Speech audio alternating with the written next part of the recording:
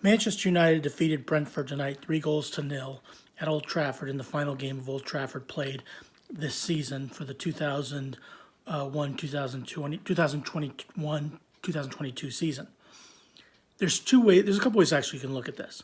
One, who cares? It doesn't mean anything. Manchester United is, if Arsenal beats Leeds on Sunday, Manchester United has no chance of making it to the top four for the Champions League. The other way to look at it is you haven't seen Manchester United play this way, this dominant, over an opponent. Heck, I don't even remember the last time that actually happened, to be honest with you, off the top of my head.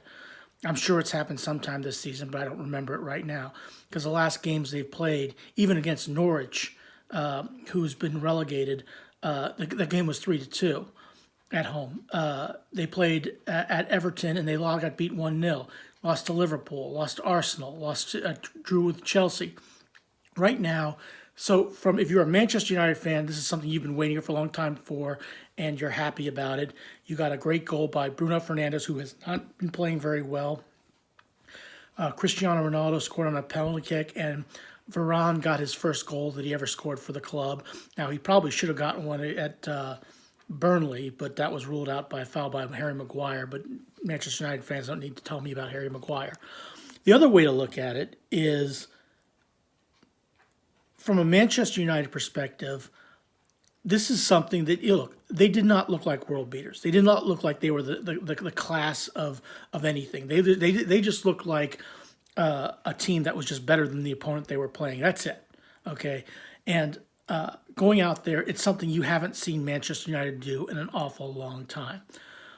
There was a moment in I think it was the 59th minute. Manchester United's on defense. And who's back there helping defend? Not very well, mind you, but still defending Cristiano Ronaldo. Then, down the field, it runs into Rico Henry. He does a great shoulder-to-shoulder, gets the ball. Henry bowls into him and leads to the penalty kick. That is what you call a professional, a true professional performance by one of the all-time greats. At 37 years old, he's not out there moaning and whining and complaining. He's not out there just going through the motions. And you could even see him in moments of the game where he's telling his players, move up, come on, fill up the spaces. That is what you call a true class act and a true professional. Cristiano Ronaldo, whether you like Messi, whether you like Ronaldo, doesn't matter, okay?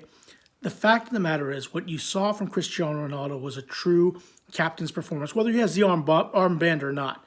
He probably should have had a goal at the end of the first half, which was ruled out offsides, and he was marginally offsides. Now, I remember the time when you gave the attacker the benefit of the doubt, but they didn't give him the benefit of the doubt this way because of VAR, and VAR is down. If you got your toenail offside, they're going to call it.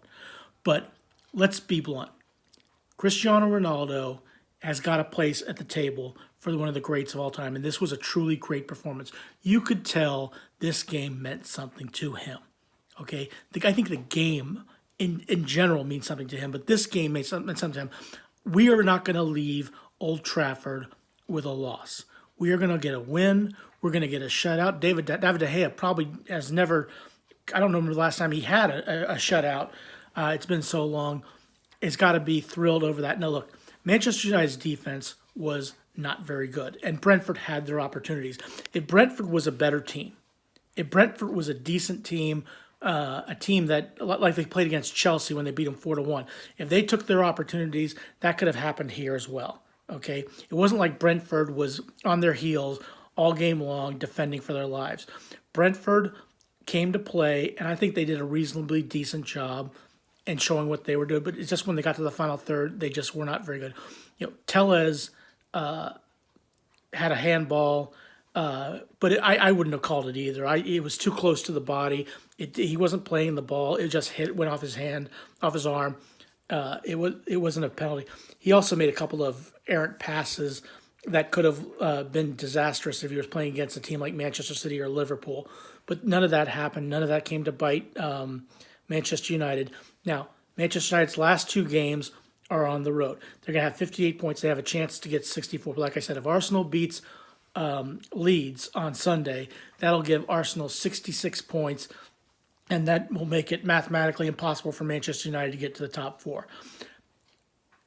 For all intents and purposes, this was a very, very good game for Manchester United. Not a great game, but compared to how they've been doing throughout the year and what their season is going to end up being, this game was a monster game. This game was one of the greatest games of all time. This Manchester United team is going to go down as the worst Manchester United team in the history of the Premier League. Okay, since the Premier League started, I believe, in 1992, Manchester United has been an absolute world beater at the Premier League level. Okay, they've had bad years under David Moyes and so forth, but this is a team that should be challenging top four, should be challenging for the Champions League, should be doing all Champions League places, maybe not for the Champions League itself, but the Champions League places.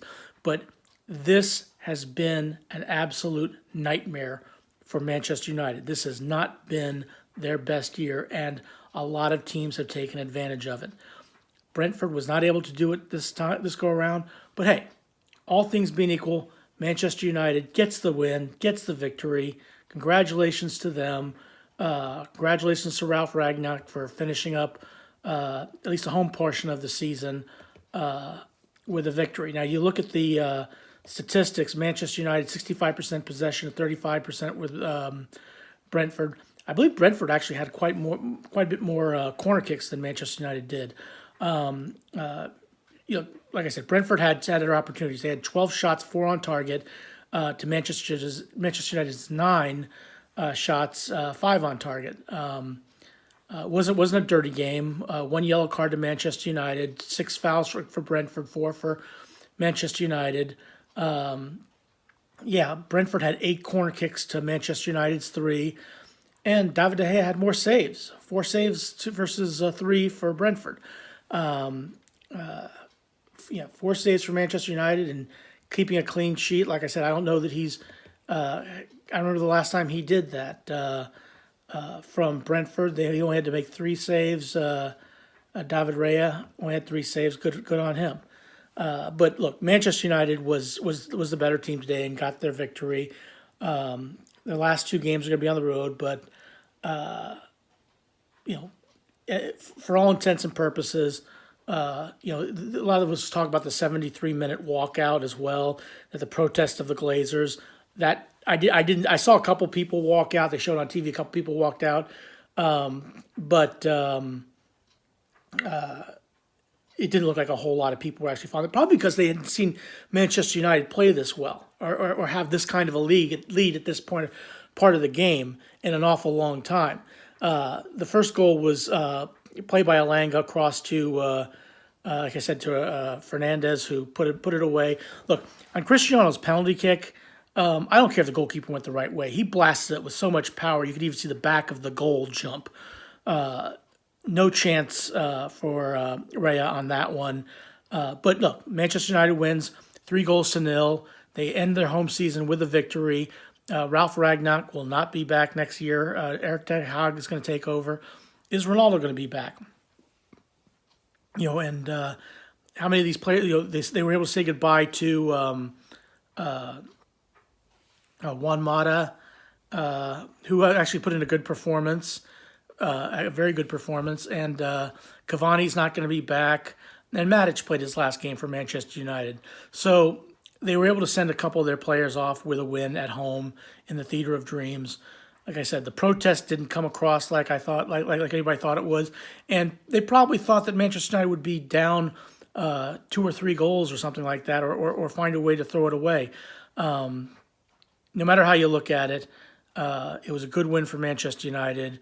They now have 58 points. Like I said, the best they can go is 64. Arsenal's on 63. Tottenham's on 61. Nobody expects Tottenham to beat Liverpool, especially now that Liverpool has something to play for and possibly overtake Manchester City. I don't think that's going to happen, but with Tottenham have something to play for, with Liverpool having something to play for against Tottenham, I expect Liverpool to win that game, especially since it's at Anfield. Arsenal, I think, will beat Leeds, and that'll put them to 66 points if they do that, and that'll keep Manchester United out of the top 4. Well, thank you very much. Please please click like and subscribe. And thank you very much for watching this video. I appreciate it.